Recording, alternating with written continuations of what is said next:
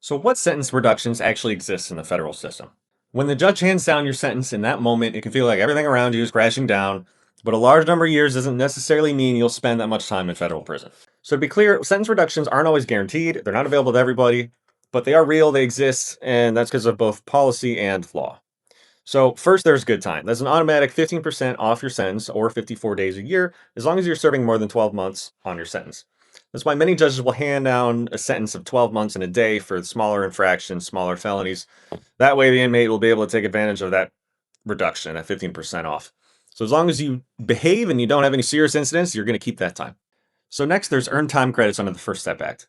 By participating in approved rehabilitative programming, eligible inmates will earn time credits that can be applied off the total sentence and then early transfer to a halfway house or home confinement.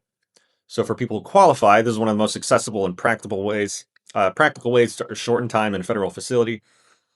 First, you earn 10 days per month until you've gone through two team meetings in prison, which will usually be about 6 months in, and then you earn 15 days per month. This caps out at a maximum of 1 year, and you only earn this time as long as you maintain a low or minimum pattern score, which is an evaluation of your likelihood of recidivism based on a list of factors, most importantly, your age and your criminal history.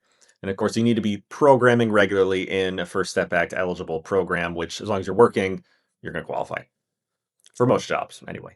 So every credit you earn after the full year of sentence reduction converts your sentence into more halfway house time.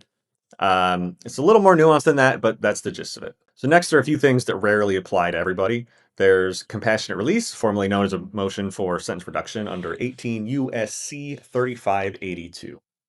So this allows inmates to petition the court directly if they can demonstrate extraordinary and compelling circumstances.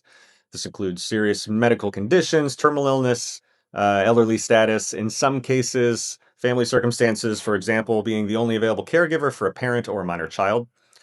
So the way it works is the BOP warden first must be petitioned, and if they deny it or don't respond within 30 days, the inmate can go directly to the court. So next is retroactive sentencing guideline amendments. About every year, the United States Sentencing Commission changes the guidelines, and sometimes those changes apply retroactively.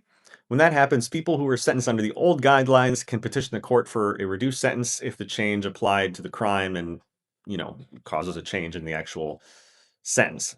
We saw this most recently with Amendment 821, and that made some meaningful changes to how criminal history is calculated.